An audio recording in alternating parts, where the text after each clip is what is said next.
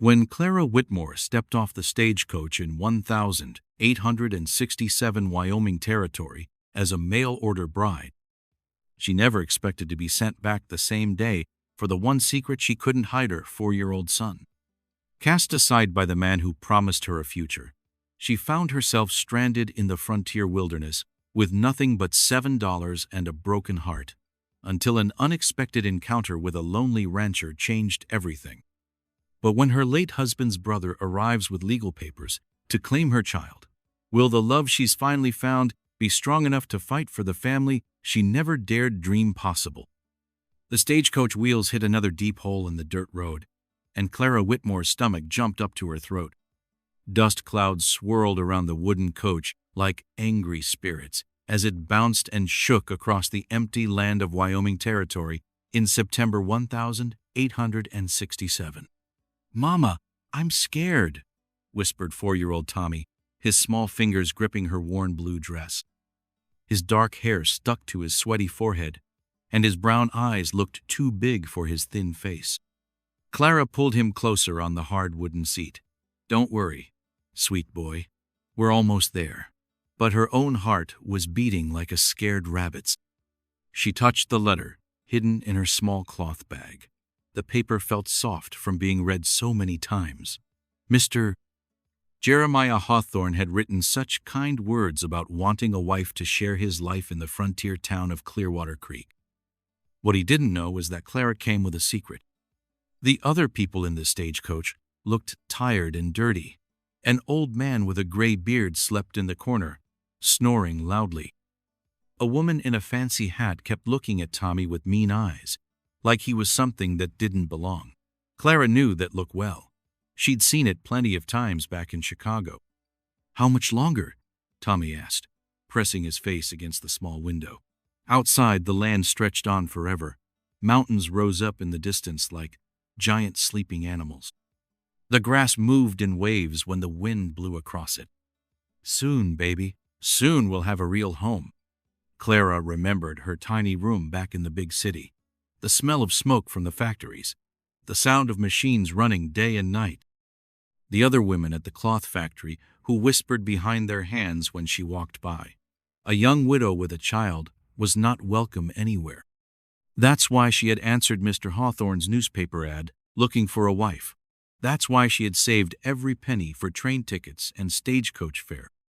That's why she had written letters full of hope but not full of truth. She had told him about being 26 years old. She had told him about losing her husband James in the war. She had told him she could cook and clean and work hard. She had told him she wanted a fresh start in the West. She had not told him about Tommy. The stagecoach driver shouted something from outside. Through the dust, Clara could see wooden buildings coming into view. Her heart started beating even faster. "Is that it, Mama? Is that our new town?" Tommy's voice was full of wonder. Clearwater Creek looked like something from a picture book. Main Street was just dirt, but the buildings on both sides looked strong and new. She could see a general store, a church with a tall white tower, and a building with a sign that said hotel. People walked along the wooden sidewalks, and horses were tied up in front of different shops. The stagecoach stopped with a loud creak of wheels and leather. The driver climbed down and opened the door. "End of the line, folks. Clearwater Creek, Wyoming Territory." Clara's hands shook as she helped Tommy climb out. The September air was cool and clean, so different from the dirty air back in Chicago. She could smell pine trees and something else she couldn't name. Something wild and free. "Mrs. Whitmore?" A tall man in a black suit walked toward her. He had thin brown hair and serious gray eyes. "I'm Jeremiah Hawthorne." Clara's mouth went dry. This was the moment she had been thinking about for 3 long months. "Yes, Mr. Hawthorne, I'm Clara." She tried to smile, but her face felt frozen. His eyes moved to Tommy, who was hiding behind her skirt.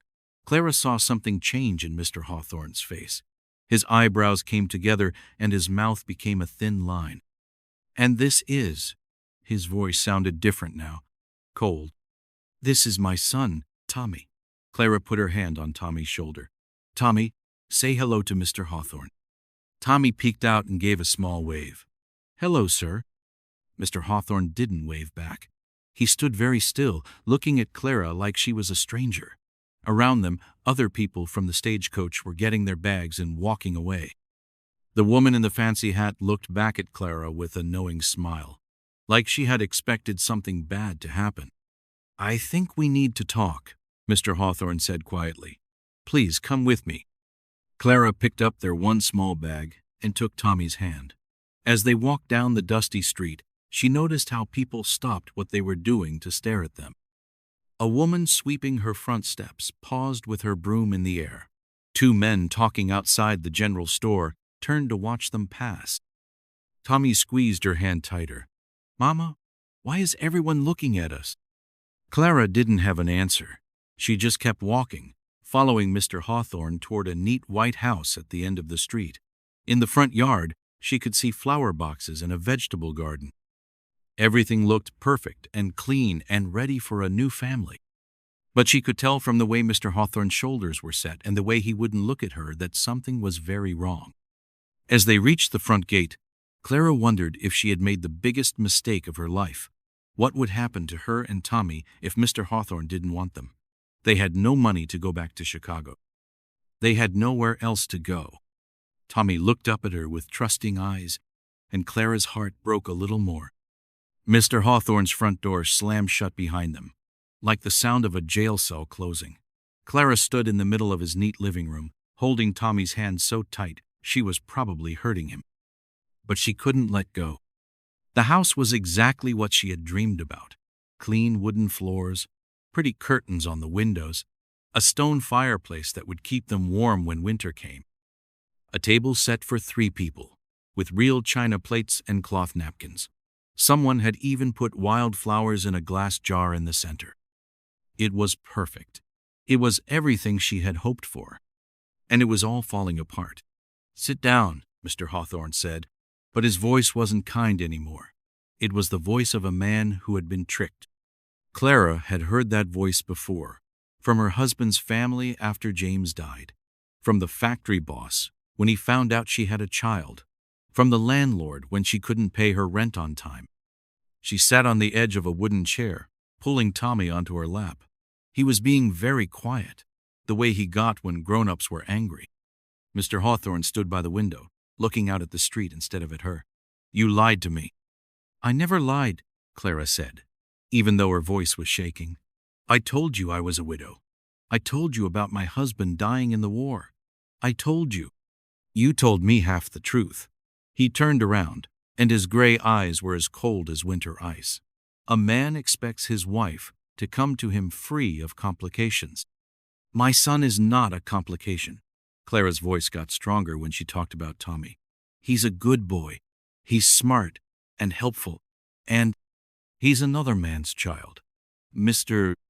Hawthorne's words cut through the air like a knife. "I didn't agree to take on another man's son. I wanted a wife, not a ready-made family." Tommy pressed his face against Clara's shoulder. She could feel him trying not to cry. Her heart broke for him. He was just a little boy who wanted a father and a home and people to love him. "I can work," Clara said quickly. "I can cook and clean and take care of your house. I won't ask for anything extra. Tommy won't be any trouble, I promise. He's very quiet and—" "Mrs. Whitmore." Mr. Hawthorne held up his hand to stop her talking. "I've already made up my mind. The morning stagecoach goes back east. I'll pay for your tickets." Clara felt like someone had punched her in the stomach. "Please, just give us a chance. Let us stay for a week and I'll show you." "No," the word was final. "I won't change my mind. I'm sorry you came all this way, but this won't work." Tommy lifted his head and looked at Mr. Hawthorne with those big brown eyes. "Don't you like us, sir?" For just a second, Mr. Hawthorne's face got softer, but then he looked away. "It's not about liking, son. It's about what's proper." "What's proper?" Tommy asked. Clara didn't know how to explain it to a 4-year-old. How could she tell him that some people thought children without fathers were shameful things? How could she explain that she had hoped Mr. Hawthorne would be different from all the others? "Come on, Tommy," she said, standing up.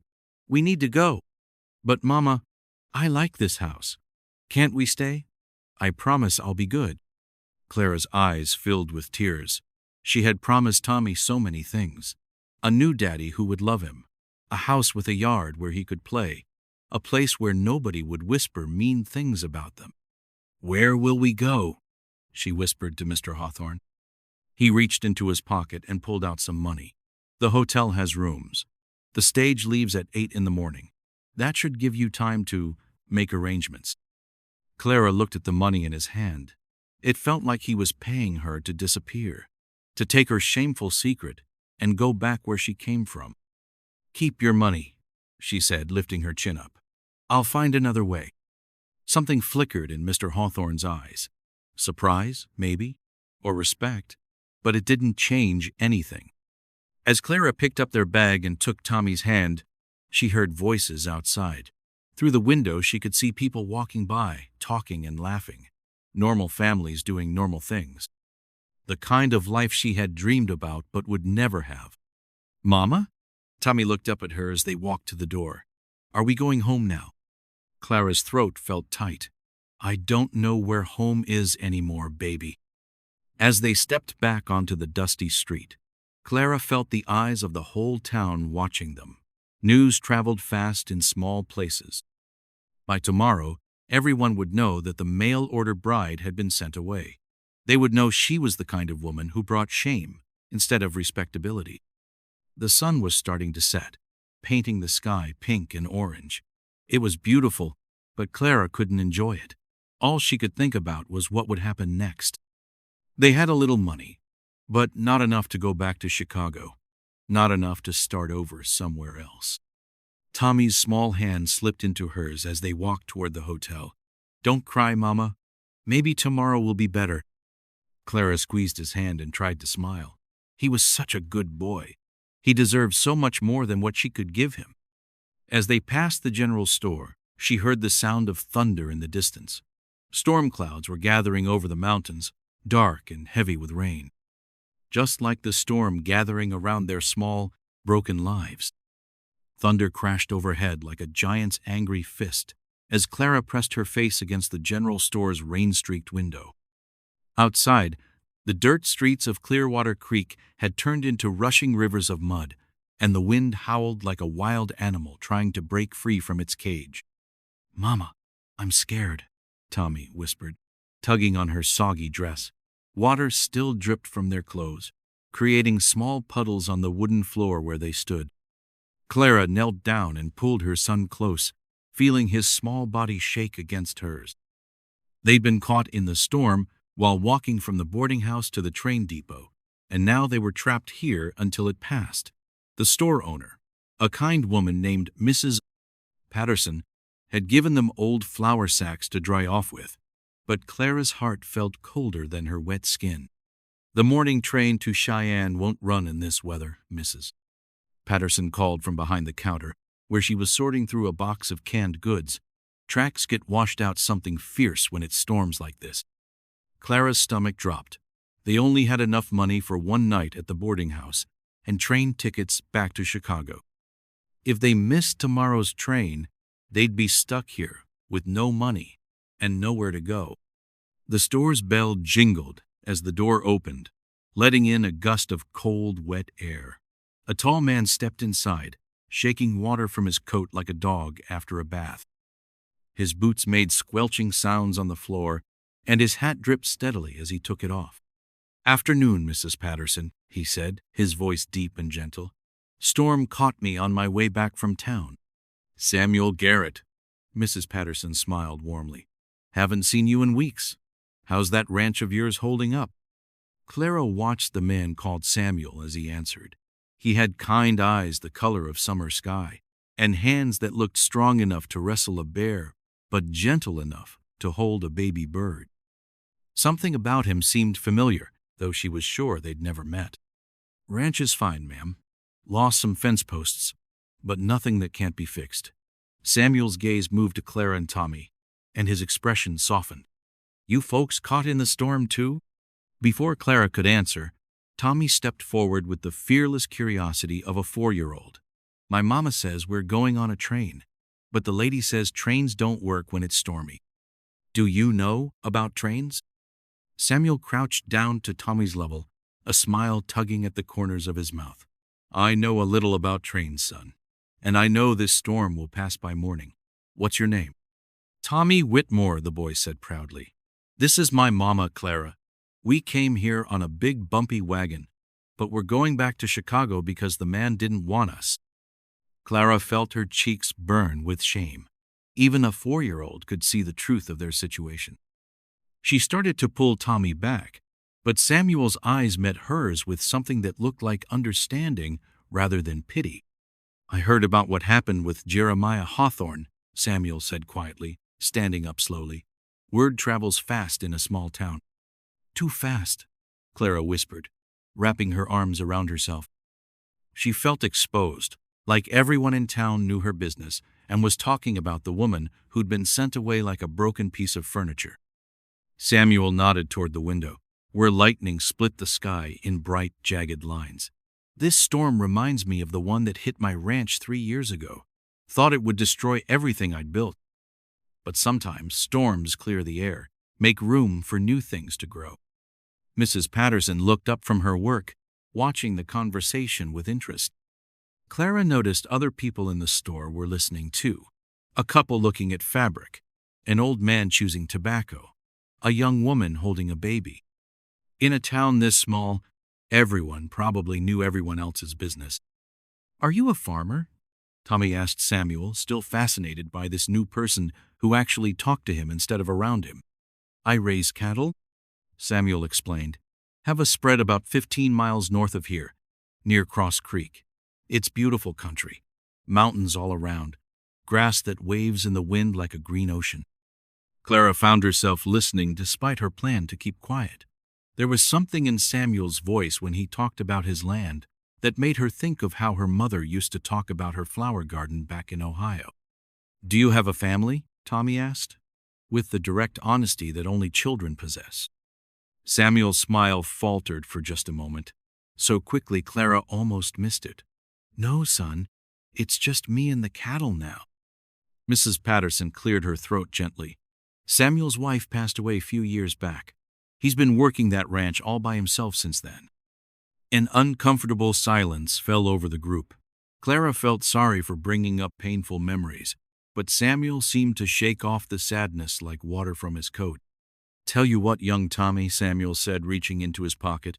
I've got something here that might interest you. He pulled out a small wooden horse, carved with careful detail. Tommy's eyes grew wide as Samuel placed it in his small hands. I made that during the long winter nights, Samuel explained. Been carrying it around, waiting for the right person to give it to. Tommy hugged the horse to his chest, beaming.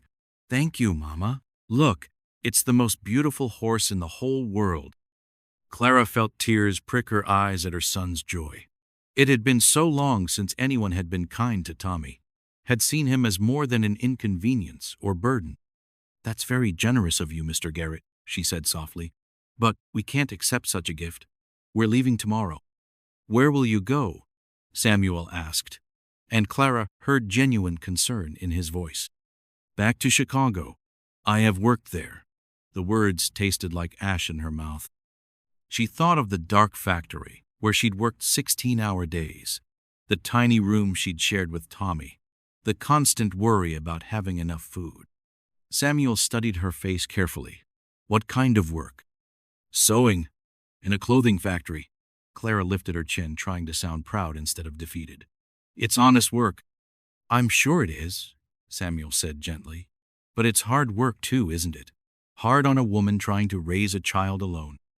Before Clara could answer, the storm outside seemed to grow even louder. Rain pounded against the windows like tiny fists, and the wind made the whole building shake. Nobody's going anywhere tonight, Mrs. Patterson announced. Roads will be washed out for sure. Samuel, you planning to ride back to your ranch in this weather? Samuel shook his head. I'll wait it out here in town. Get a room at the boarding house. Clara's heart sank. If Samuel took the last room, where would she and Tommy sleep? As if reading her thoughts, Mrs. Patterson spoke up. Only got one room left at the boarding house.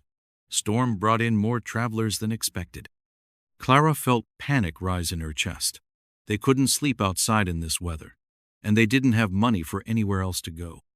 Samuel seemed to make a decision. "Mrs. Whitmore, why don't you and Tommy take the room? I can sleep in the livery stable with my horse. Won't be the first time." "I couldn't ask you to do that," Clara protested, but Samuel was already heading for the door. "You're not asking. I'm offering." He paused with his hand on the door handle. "Sometimes we all need a helping hand. No shame in that." As Samuel disappeared into the storm, Clara stared after him in wonder. In one day, she'd met a man who rejected her, and a man who showed her kindness without asking for anything in return. Tommy tugged on her dress. "Mama, I like the horseman. He has nice eyes." Clara had to agree.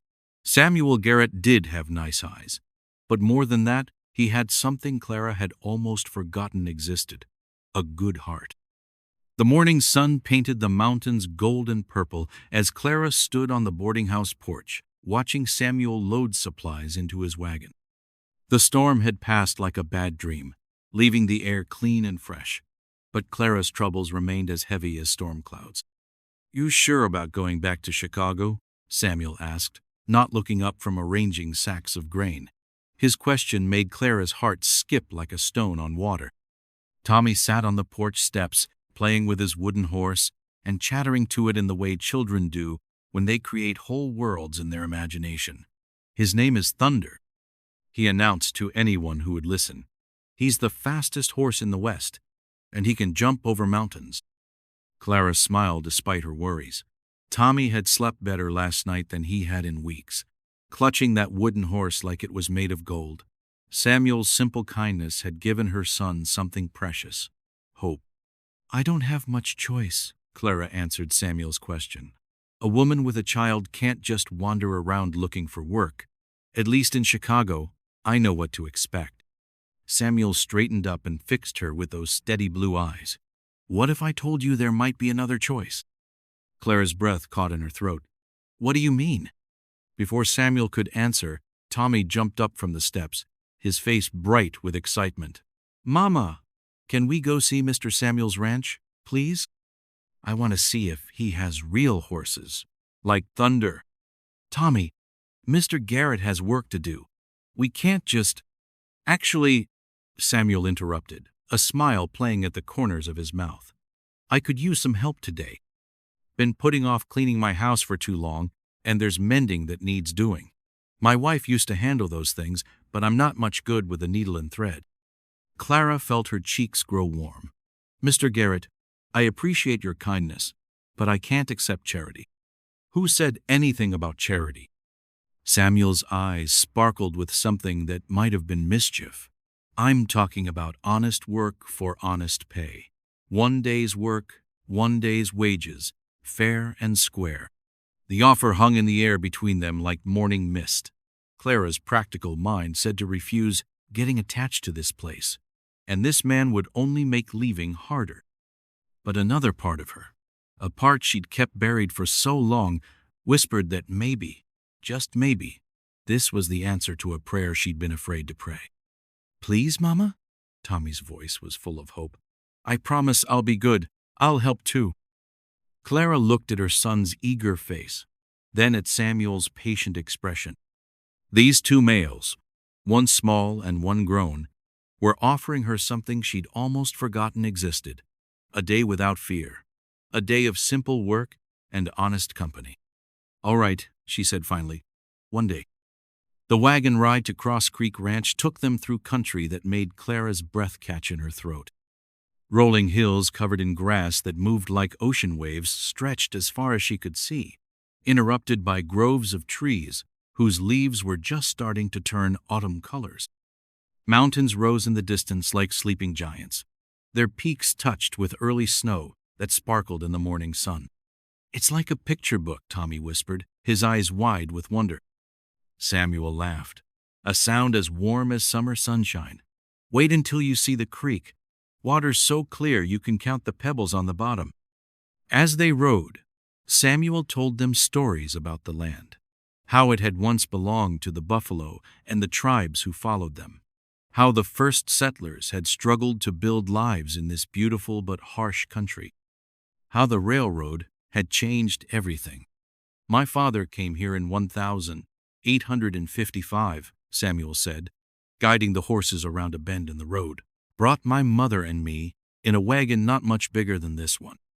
We lived in a sod house the first winter, walls made of dirt and grass, roof that leaked when it rained. That sounds terrible, Clara said, trying to imagine raising a child in such conditions. It was hard, Samuel agreed, but it was also the freest I'd ever felt. Out here, a man's worth isn't measured by his family name or how much money he has. It's measured by how hard he works and how he treats his neighbors. Clara thought about Chicago, where she'd always felt small and invisible, just another poor woman trying to survive. Here, in this wide-open country, she could breathe deeper, stand taller. The ranch house came into view as they crested a hill, and Clara had to bite back a gasp of surprise. She'd expected a rough cabin like the ones she'd seen in town, but Samuel's home was a real house, 2 stories tall with a wraparound porch and windows that caught the light like jewels. "You built this yourself?" she asked, impressed despite herself. Samuel's cheeks reddened slightly. "Had help from neighbors. When Sarah and I married, we dreamed of filling this house with children. Seemed foolish to build small when we planned to have a big family." The sadness in his voice made Clara's heart ache. She understood dreams that didn't come true, plans that crumbled like sandcastles. Tommy bounced in his seat as they pulled up to the house. "Can I see the horses? Please?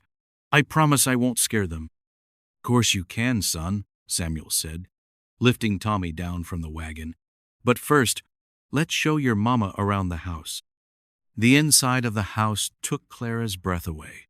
Clean wooden floors, furniture that looked handmade but sturdy, windows that let in streams of golden light. Everything was neat and tidy, but Clara could see the signs of a man living alone, dishes stacked too high, dust on surfaces a woman would never let accumulate, mending piled in a basket. "It's beautiful," Clara said honestly, "but I can see why you need help. This is too much house for one person to manage." Samuel nodded, looking almost embarrassed. "I keep thinking Sarah will walk through that door and tell me what needs doing. Foolish, I know." Clara set her bag down and rolled up her sleeves. "Show me where you keep your cleaning supplies. Tommy, you can help by dusting the low shelves. Gently, now." As the day progressed, Clara found herself falling into a rhythm she hadn't felt in years. This was different from the frantic pace of factory work or the desperate scramble to keep their tiny Chicago room livable.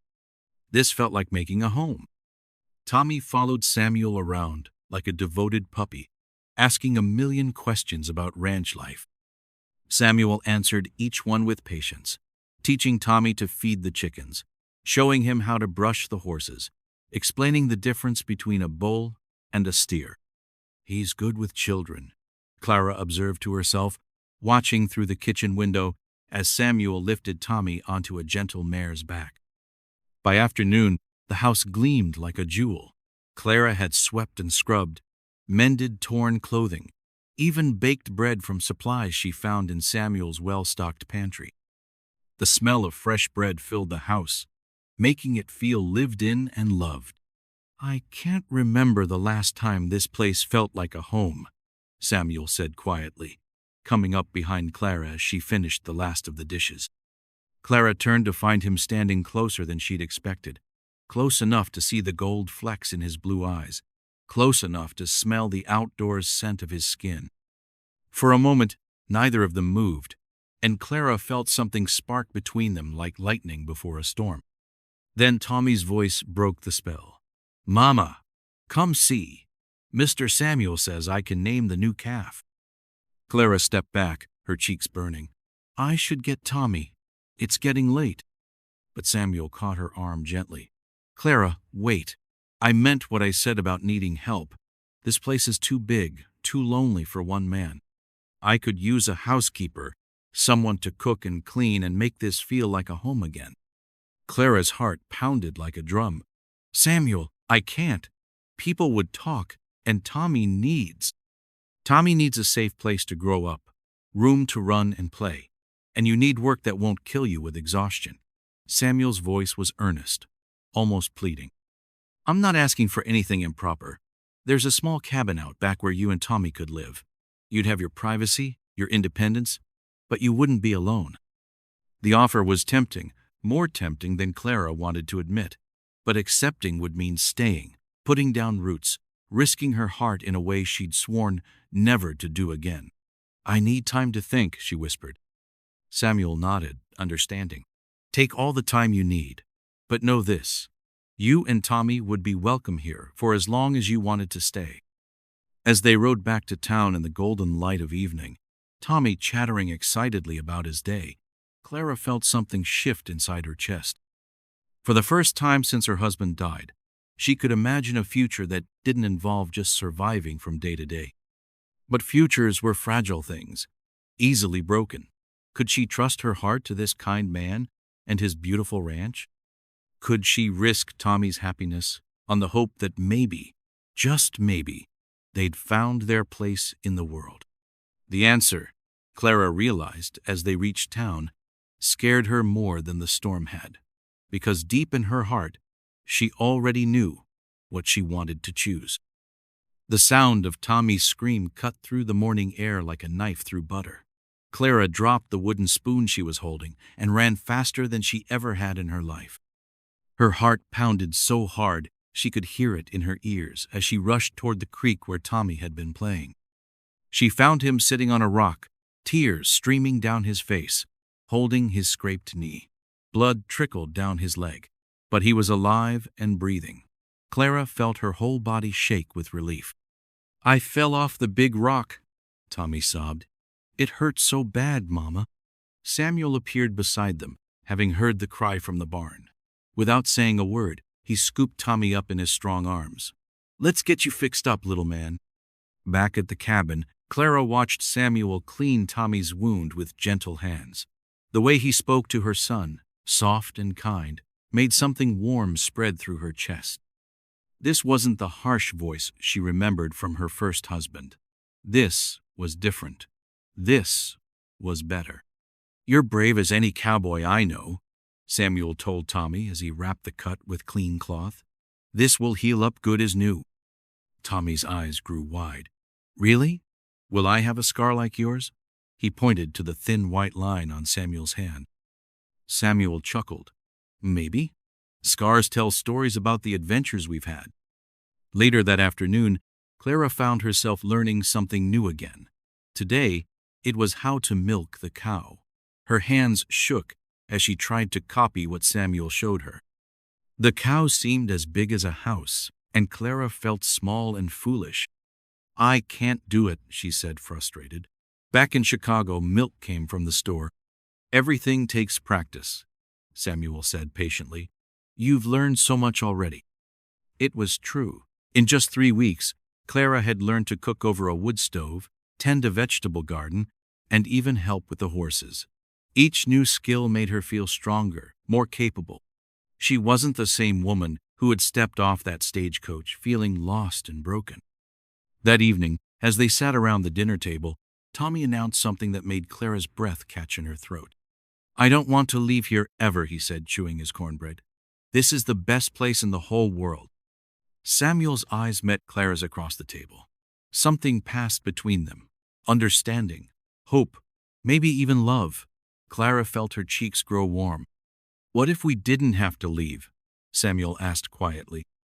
Tommy's face lit up like Christmas morning. You mean stay forever and ever?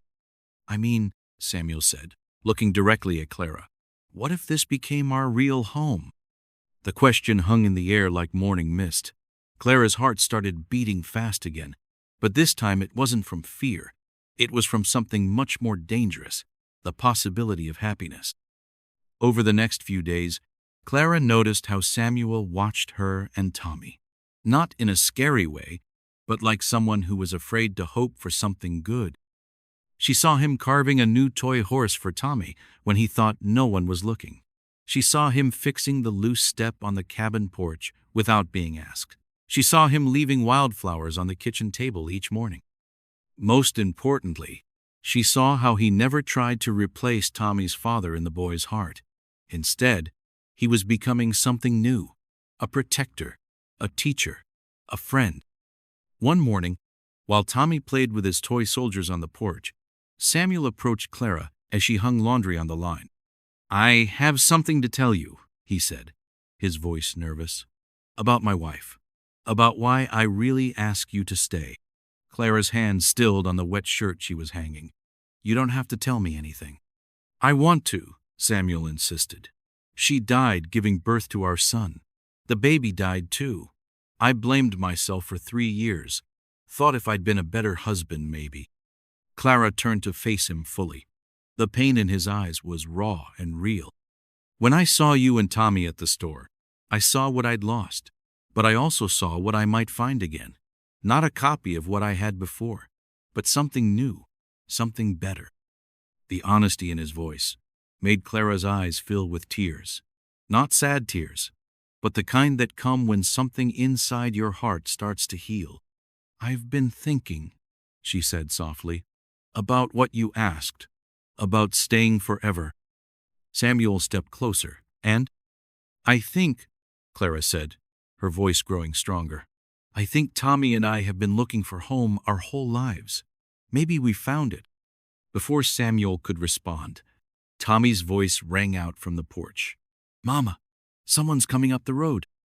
They turned to see a rider approaching fast, dust trailing behind his horse like a brown cloud.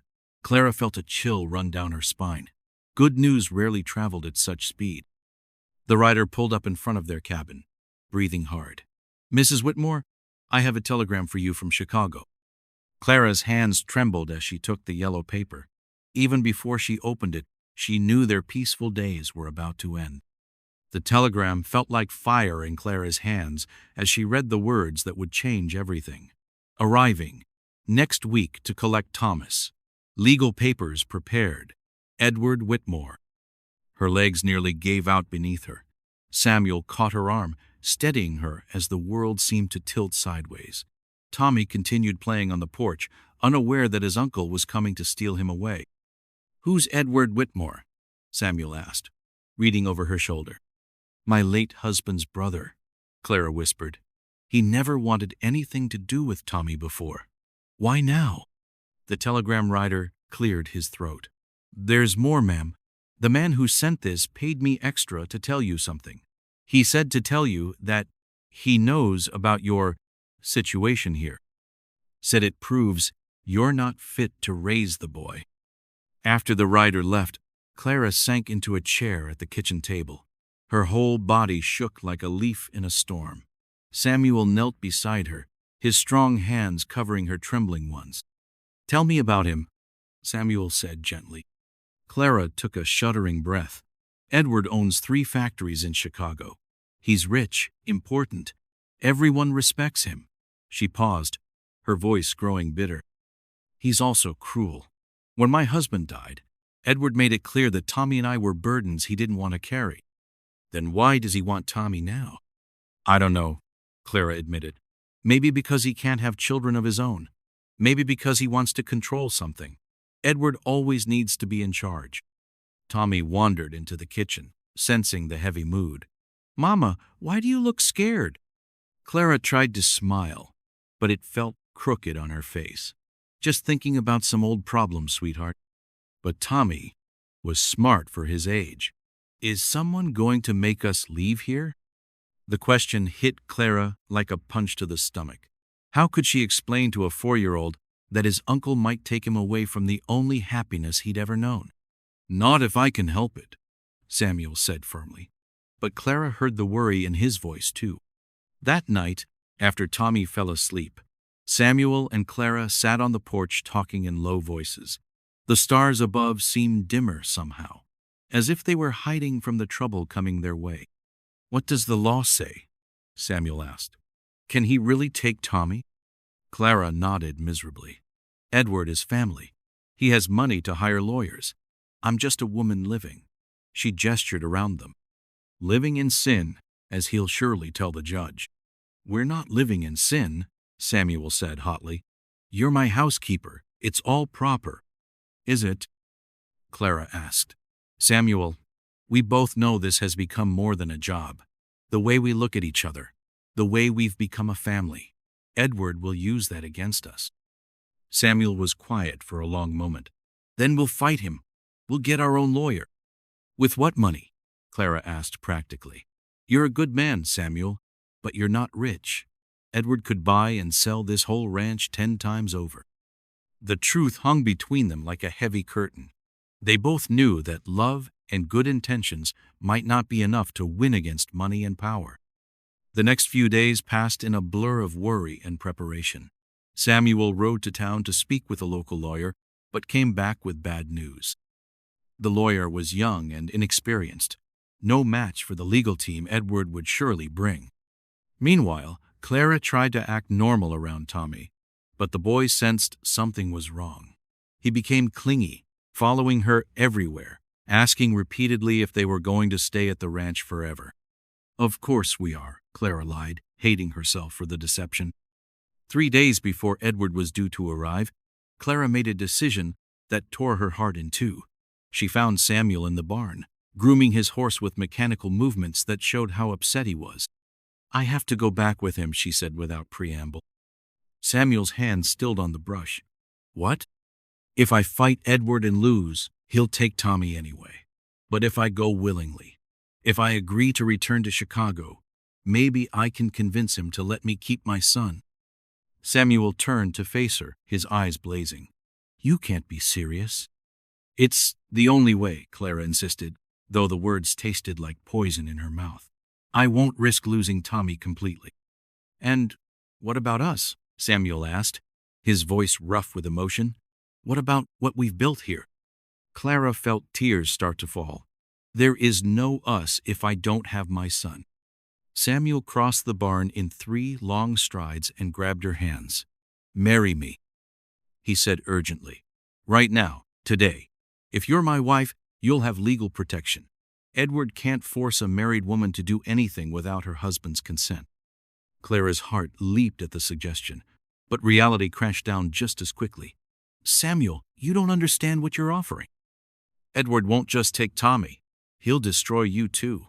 He'll ruin your ranch, your reputation, everything you've worked for." "Let him try," Samuel said fiercely. "I'd rather lose everything fighting for you and Tommy than keep it all and lose what matters most." The intensity in his voice made Clara's knees weak. Here was a man willing to risk everything for her and her son. How had she gotten so lucky?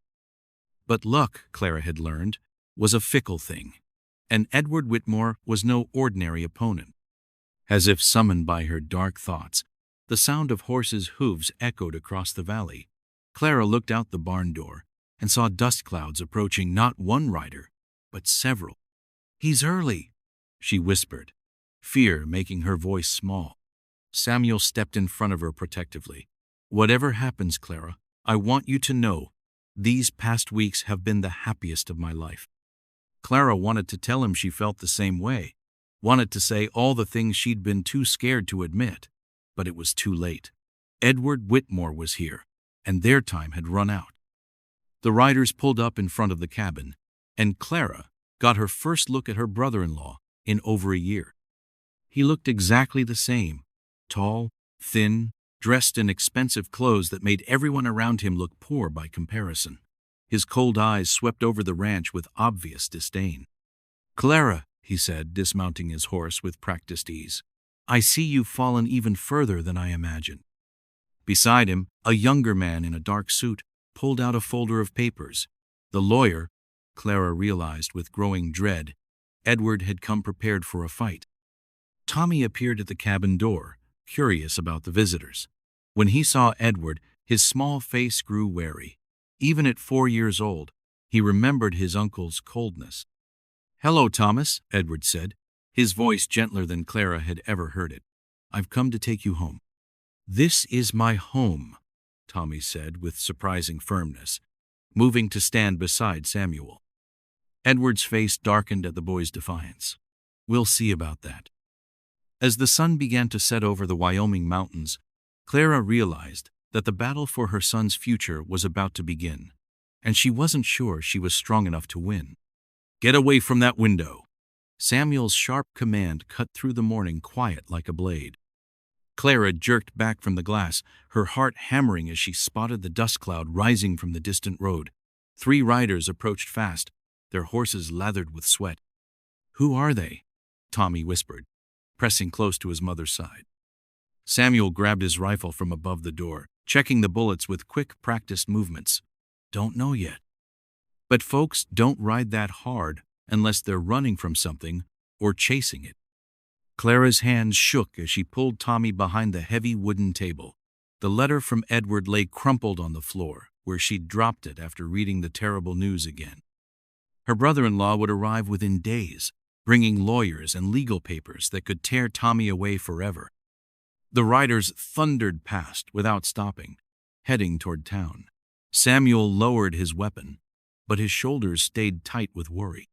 "False alarm," he said, but his voice carried no relief. Clara sank into a chair, the weight of their situation crushing down like a fallen tree. "He's coming, Samuel. Edward won't stop until he gets Tommy. He has money, lawyers, judges who owe him favors." Her voice cracked. "What chance do we have?" Samuel set down his rifle and walked to where she sat. His weathered hands were gentle as he knelt beside her chair. "Look at me, Clara." She raised her eyes to meet his, seeing something fierce and determined burning there. "Marry me," he said. The words hung in the air like smoke from a campfire. Clara's breath caught in her throat. "What did you say?" "Marry me." Samuel's voice was steady now, sure. "Today. Right now, if we can find the preacher." "Samuel, you don't understand what you're asking. I'm not some young girl with a clean past. I'm a widow with a child, damaged goods that—" "Stop." His command was soft but firm. "Don't you dare talk about yourself that way. Not in my house." Clara felt tears burning behind her eyes. "But why? Why would you want to tie yourself to my troubles? Edward will make life hard for anyone who stands with me." Samuel stood and walked to the window, gazing out at the land he'd worked with his own hands. "You want to know why? Because 3 months ago, this place was just wood and stone. Empty rooms that echoed with ghosts. Now I wake up to the smell of coffee and hear Tommy laughing in the yard." He turned back to her. "You brought life back to a dead man, Clara. That's worth fighting for." "But marriage," Clara's voice trailed off. The idea felt too big, too dangerous. "We hardly know each other. I know you work from dawn to dark without complaining. I know you'd face down a bear to protect that boy. I know you make the best apple pie this side of Colorado." Samuel's mouth curved in a small smile. "And I know you deserve better than running scared for the rest of your life." Tommy peeked out from behind the table. "Mama, does this mean Samuel would be my papa?" The innocent question hit Clara like lightning. She saw the hope shining in her son's eyes, the same hope she'd been afraid to feel herself. "It's not that simple, sweetheart," she began. "Why not?" Tommy asked. "Samuel teaches me things and tells me stories and makes me feel safe. That's what papas do, right?" From the mouths of children came truth that adults made complicated. Clara looked between her son and the man who'd given them shelter, seeing the family they could become if she was brave enough to reach for it. "Edward would say, 'We're not really married,'" Clara said quietly. "He'd claim it was just a trick to keep Tommy." "Then we make it real," Samuel replied. "Not just papers and legal words, but a real family, built on choice, not fear." Clara stood slowly, her mind racing through possibilities and dangers. "If we do this, there's no going back. Edward won't give up easily. He might make trouble for you, for your ranch. Let him try." Samuel's jaw set with determination. "I've faced down rustlers, winter storms, and prairie fires. I'm not afraid of one angry man in a fancy suit." The sound of horses returning made them all freeze. This time, only one rider approached Pastor Williams from town, his black coat flapping behind him like wings. "That's strange," Samuel muttered, Pastor doesn't usually make house calls. Clara's heart jumped to her throat. Had Edward already arrived? Had he sent someone ahead to take Tommy? Pastor Williams dismounted slowly, his weathered face grave. He knocked on the door with gentle knuckles. "Samuel? Clara? I need to speak with you both." Samuel opened the door, rifle still within easy reach. "Pastor, what brings you out this way?" The old man's eyes were kind but worried. "Had a telegram this morning. From Chicago, asking about a Clara Whitmore and her boy." Clara felt the world tilt sideways. Edward was closer than they'd thought. "What kind of questions?" Samuel asked. "Legal questions, about character, about living arrangements." Pastor Williams looked uncomfortable. "I came to warn you. And to ask what you want me to tell them when they come calling." Clara exchanged glances with Samuel. Time was running out like sand through fingers. "Pastor," Samuel said slowly, "how fast can you perform a wedding ceremony?" The old man's eyebrows shot up. "Well, with proper notice and—" "Today," Clara interrupted, surprising herself with her boldness. "Can you marry us today?" Pastor Williams looked between them, understanding dawning in his eyes. "This about the telegram?" "This is about family," Samuel said firmly. "About choosing love over fear." Clara took a deep breath, feeling destiny rushing toward her like a river in flood. "Pastor, will you marry us? Right here, right now?" The old man smiled, years of worry lines transforming into joy. "Nothing would make me happier, my dear. Nothing at all." As Samuel took her hand in his, Clara felt something shift deep in her chest. For the first time since her husband's death, she wasn't running away from something. She was running toward it, toward hope, toward love, toward the family she'd never dared dream possible. But even as happiness bloomed in her heart, she couldn't shake the feeling that their greatest test was still to come. Blood on Samuel's knuckles told a story that started before dawn. Clara watched him wash his hands at the kitchen basin, her wedding dress still laid out on the bed behind them like a promise waiting to be kept. "The fence didn't fight back that hard," she said quietly. Samuel turned, water dripping from his fingers. "Had to think with my hands this morning, clear my head before." He gestured toward the dress, his voice trailing off. Today was their wedding day. In 3 hours, Pastor Williams would speak the words that would make them husband and wife, make Tommy his son in the eyes of the law. But Clara could see the doubt creeping into Samuel's eyes like shadows at sunset. "Having second thoughts?" she asked, though the question scared her more than any storm. "About marrying you? Never." Samuel dried his hands on the rough towel. "About what comes after. Edward Whitmore's got power, money, connections. What if this doesn't work? What if he still takes Tommy?" Clara moved to the window where she could see her son playing with wooden soldiers Samuel had carved.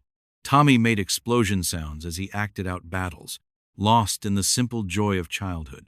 "Then at least we tried," she said. "At least Tommy will know that someone fought for him." A knock at the door interrupted them. Clara's heart jumped, thinking of Edward, of lawyers, of all the ways this day could go wrong. But when Samuel opened it, Mrs. Henderson from the neighboring ranch stood there with her arms full of wildflowers. "Thought you might need these," the older woman said with a smile that lit up her weathered face.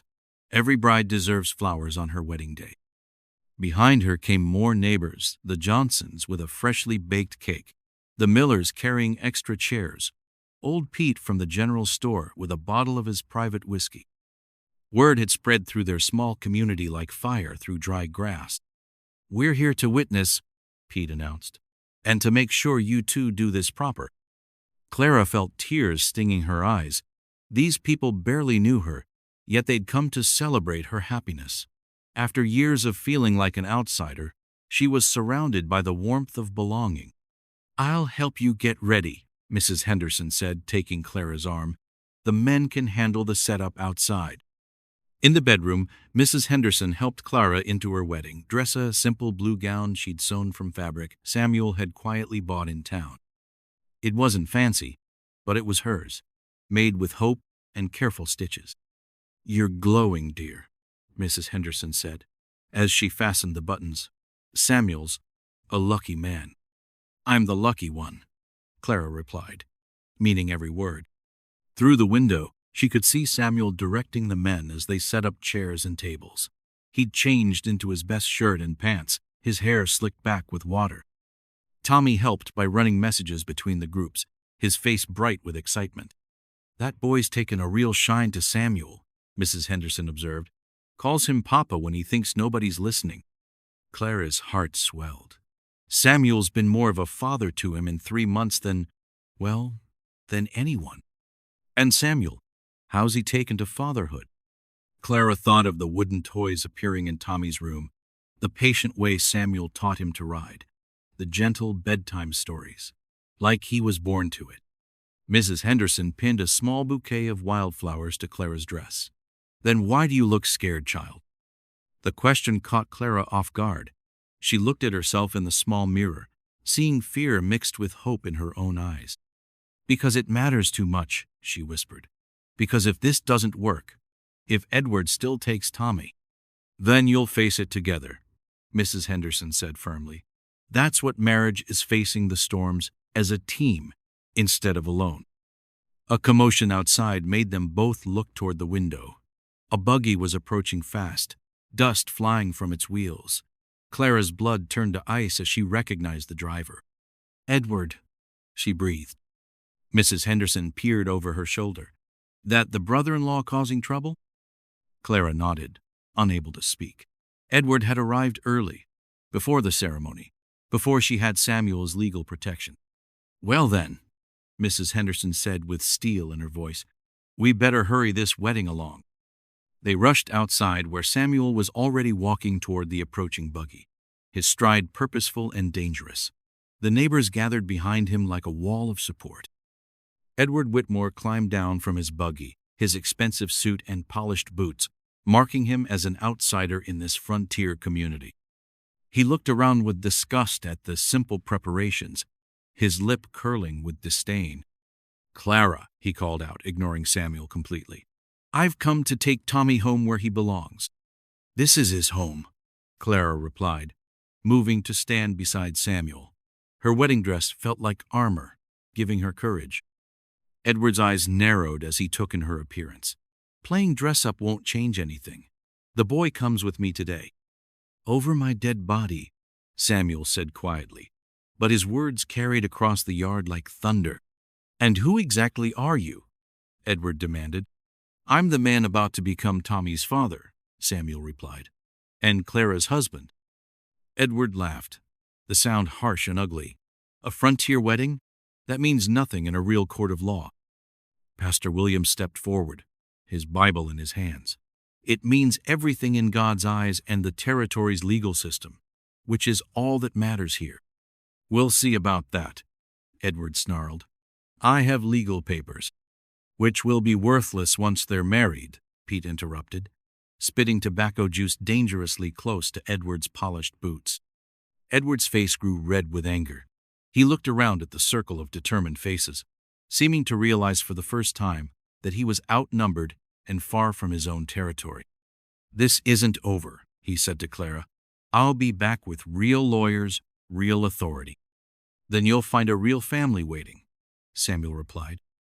Edward climbed back into his buggy with as much dignity as he could manage. As he drove away, the neighbors began to cheer. "Well," Pastor William said with a grin, "shall we get these two married before any more uninvited guests arrive?" Clara felt Samuel's hand slip into hers, strong and steady and sure. Around them, their friends arranged themselves in a loose circle, Tommy right in front where he could see everything. "Dearly beloved," Pastor Williams began, his voice carrying across the valley, "we are gathered here today." As the familiar words washed over her, Clara looked at the man beside her and saw not just a husband, but a partner, a protector, a love she'd never expected to find. When Samuel spoke his vows, his voice rang clear and true across the Wyoming wilderness. "I take you, Clara, to be my wife, to love you and Tommy as my own family. to stand with you against whatever storms may come. Clara's own vows came from the deepest part of her heart. I take you, Samuel, to be my husband, to build a life together based on love, not fear, to be your partner in all things. When Pastor Williams pronounced them husband and wife, Samuel's kiss was gentle but firm, sealing promises that would be tested but never broken. As their friends cheered and Tommy shouted, "Now you're really my papa," Clara felt the last of her fears slip away like winter snow in spring sunshine. Let Edward come back with his lawyers. Let him bring whatever trouble he chose. She was no longer Clara Whitmore, the discarded mail-order bride. She was Clara Garrett, wife and mother, surrounded by love and ready for whatever tomorrow might bring. The sound of expensive boots on wooden steps made Clara's blood freeze. Through the kitchen window, she watched a tall man in a dark suit climb down from a fancy carriage, his face cold as winter ice. Behind him came another man carrying papers and wearing the kind of clothes that meant trouble. "Samuel," Clara whispered, her hands shaking as she dried the breakfast dishes. "He's here." Edward Whitmore didn't bother knocking. The door burst open like thunder, and suddenly the warm kitchen felt smaller, darker. His gray eyes swept the room with the look of a man seeing dirt he wanted to clean away.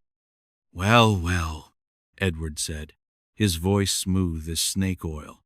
"My dear sister-in-law has certainly found herself quite the situation." Clara stepped back until she felt Samuel's strong presence behind her. Her husband moved closer, not touching her, but making it clear he stood ready to protect what was his. "Edward," Clara's voice came out steadier than she felt, "you had no right to come here without warning." "I had every right." Edward pulled off his leather gloves one finger at a time, making each motion seem threatening. "I'm here for what belongs to my family." The lawyer stepped forward, a thin man with watery eyes and papers clutched in his bony hands. "Mrs. Garrett, is it now? I am Attorney Morrison from Chicago. We have legal documents requiring the immediate release of Thomas Whitmore into his uncle's custody." Samuel's jaw tightened. "Tommy's not going anywhere." Edward laughed, but the sound held no joy. "Listen here, Cowboy. That boy carries my brother's name. My blood runs in his veins. You're nobody to him. I'm the man who tucks him in every night," Samuel said quietly. "I'm the one who teaches him to ride and helps him with his numbers. I'm the one he calls Papa." "Papa?" Edward's face turned red as fresh blood. "You dare let him call you." "I dare let him call me what he wants to call me," Samuel interrupted, "because that's what fathers do. They let their children choose how to show love." Clara watched Tommy's small face appear at the bedroom door. Her heart broke seeing the fear in his eyes. The boy had heard raised voices and come to see what was wrong. "Uncle Edward," Tommy said in a small voice, "why are you here? Are you going to stay for dinner?" Edward's expression softened slightly. "Hello, Tommy. I've come to take you home where you belong." "But I am home," Tommy said, looking confused. "This is where I live with Mama and Papa Samuel." "This isn't your real home," Edward said, kneeling down to Tommy's level. "Your real home is in Chicago with me. I have a big house with servants and fine clothes and the best schools. You'll have everything a Whitmore boy deserves." Tommy shrank back toward Clara. "I don't want servants. I want my mama." "Your mama has made some very bad choices," Edward said, his voice getting sharper. "She's living in sin with this man, bringing shame to our family name." "We're married," Clara said firmly. "Properly married by Pastor Williams 3 days ago." Attorney Morrison cleared his throat. "A marriage of convenience to avoid legal consequences doesn't change the facts, Mrs. Garrett. This child needs proper guidance from his blood family." Samuel stepped forward, his hands clenched into fists. "Proper guidance? You mean the kind where a child is torn from everything he knows and loves?" "I mean the kind where a child learns to be a gentleman instead of a ranch hand," Edward snapped. "Where he goes to real schools instead of learning letters from his mother around a kitchen table." "There's nothing wrong with learning around a kitchen table," Tommy said suddenly, his young voice brave despite his trembling. Mama teaches me reading, and Papa Samuel shows me about horses and fixing things. I know my numbers and my letters and how to be kind to animals. Edward stood up, brushing dirt from his expensive pants. Children don't know what's best for them. That's why adults make these decisions. Some adults, Clara said, her anger finally breaking free. Others listen to what children need. What he needs, Edward said coldly, is to be raised properly. Not in this wilderness, pretending to be civilization. Samuel's voice grew dangerous. This wilderness has raised plenty of good men, strong men who know how to work hard and treat people right. Spare me your frontier philosophy. Edward waved his hand dismissively. I have court orders. The boy comes with me today. Attorney Morrison stepped forward again, unfolding official-looking papers.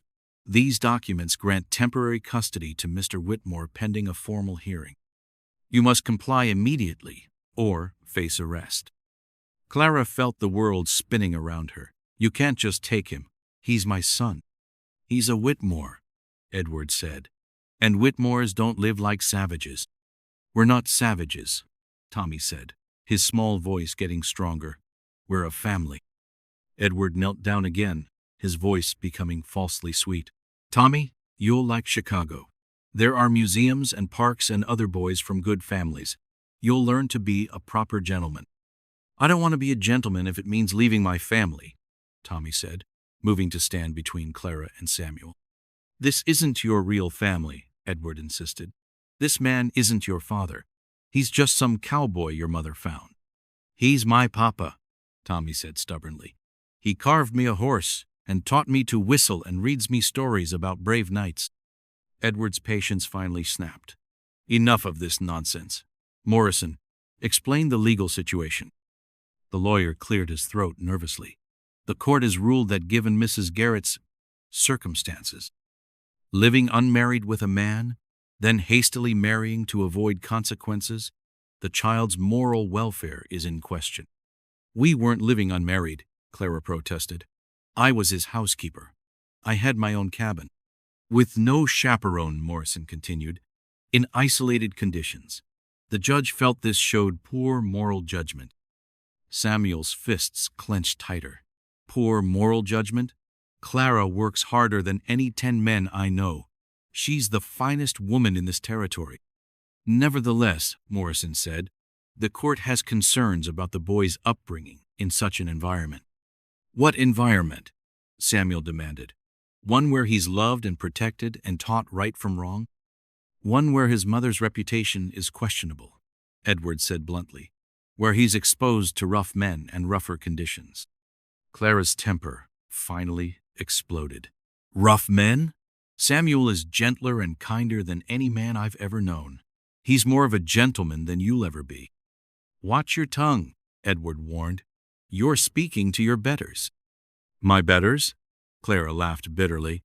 You think money makes you better? You think fancy clothes and big houses make you worthy? I think stability and respectability make me worthy, Edward shot back. Things you clearly know nothing about. Tommy suddenly ran to Samuel, wrapping his small arms around the tall man's legs. Papa Samuel, don't let him take me. Please don't let him take me away. Samuel knelt down, his large hands gentle on the boy's shoulders. I won't let anyone hurt you, son. I promise. You can't make promises you can't keep, Edward said coldly. The law is on my side. Sometimes the law is wrong, Samuel said, standing up with Tommy in his arms. The law is the law, Morrison said nervously, and it requires you to hand over the child immediately. Then you'll have to take him by force, Samuel said quietly, because I won't hand over any child who doesn't want to go. Edward's eyes glittered dangerously. Don't make this harder than it needs to be, Cowboy. You're already in enough trouble. What kind of trouble? Clara demanded. The kind that comes from interfering with legal custody orders, Morrison said. The kind that involves jail time. Samuel set Tommy down gently and stepped forward. Then I guess we'll see what kind of man you really are, Edward Whitmore. The kind who takes children by force, or the kind who listens to what they need. The room fell silent, except for the sound of Tommy's quiet crying and the tick of the old clock on the mantel. Outside, storm clouds gathered on the horizon, promising a battle that would test everything Clara and Samuel had built together. Edward reached into his coat and pulled out a silver watch. "You have 1 hour to pack the boys' things. Then we're leaving for the afternoon train." "And if we refuse?" Clara asked. Edward smiled coldly. "Then the sheriff will be here with handcuffs, and you'll watch your husband go to jail for kidnapping." A gunshot cracked through the morning air, but it wasn't aimed at anyone. Samuel stood in the ranch yard, smoking rifle pointed at the sky, his message clear as mountain water. "That was a warning shot, gentlemen. The next one won't be." Edward Whitmore froze halfway to his carriage, Tommy's small suitcase still in his hands. Behind him, Attorney Morrison dropped his legal papers, the wind scattering them like autumn leaves across the dusty ground. "You're making a serious mistake, Cowboy," Edward called out, but his voice shook slightly.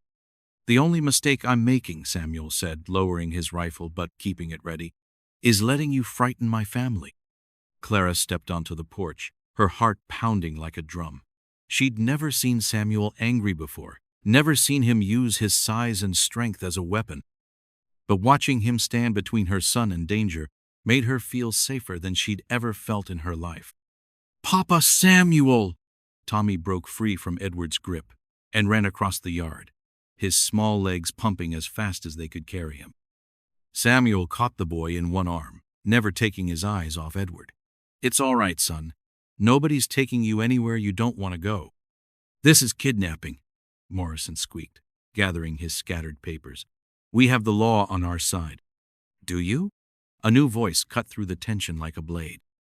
Everyone turned to see Judge Harrison climbing down from a dusty wagon, his black robes making him look like a great bird settling to earth.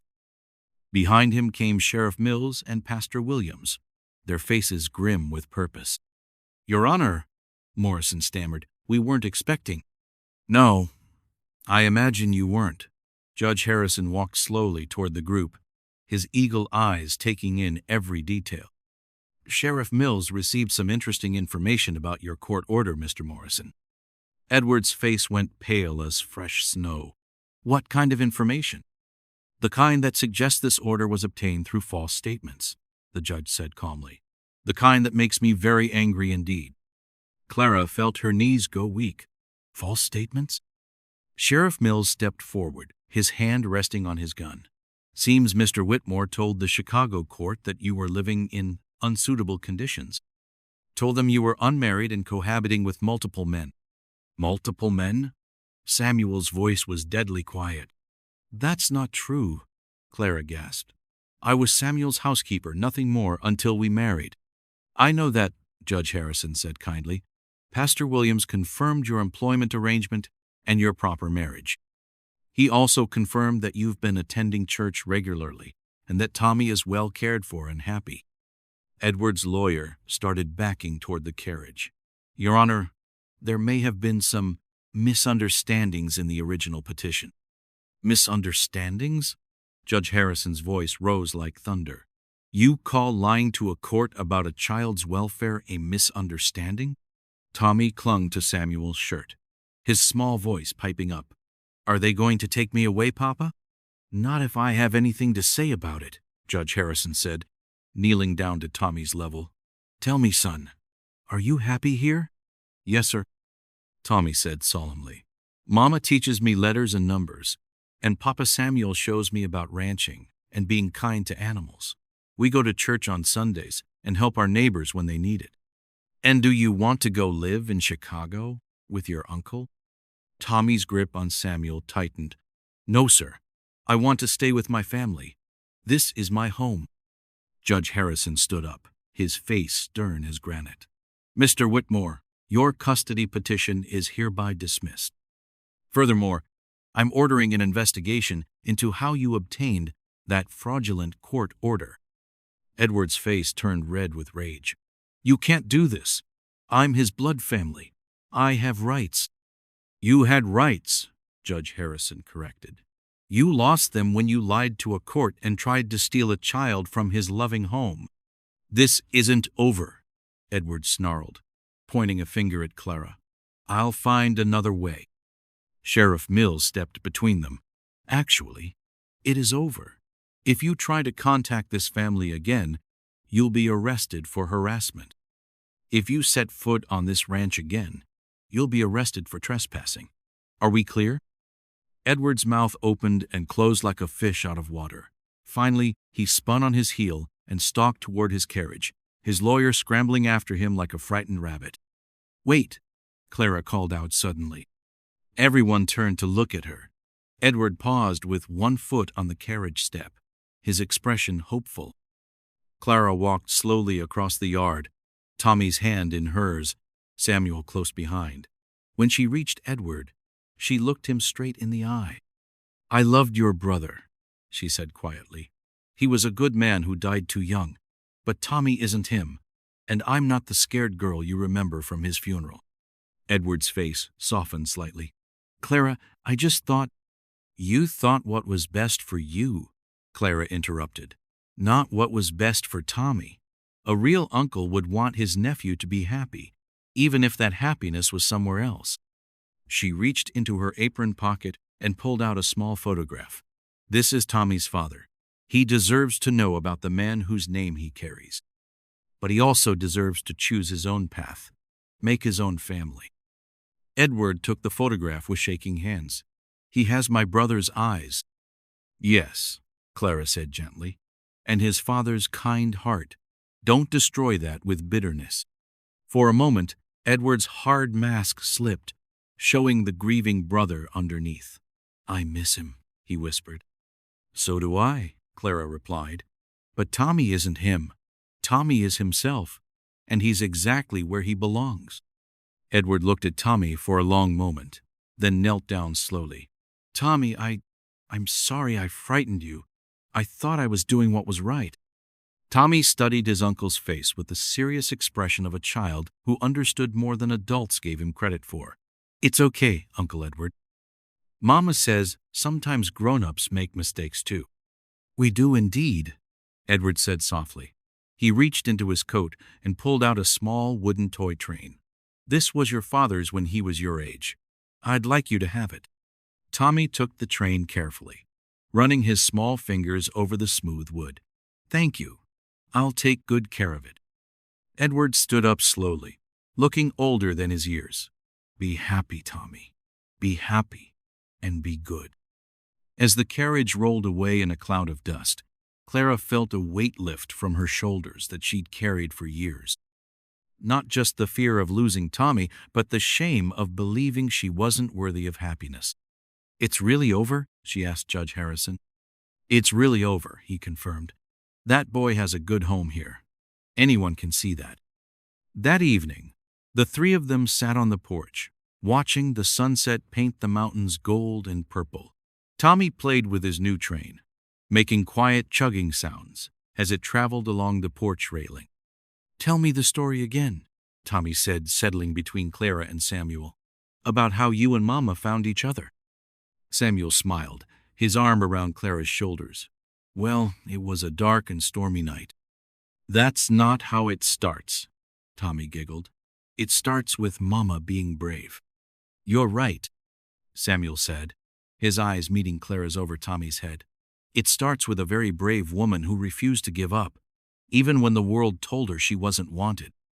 As Samuel told their story, Clara realized that her worth had never been determined by who accepted her or rejected her. It had always been there, steady as the mountains around them, waiting for her to recognize it herself. The mail-order bride who'd been sent back had found something better than acceptance. She'd found a place where love grew not from desperate need, but from genuine recognition of each other's worth. Above them, the first stars appeared in the darkening sky, witnesses to a family that had chosen each other and would never let go.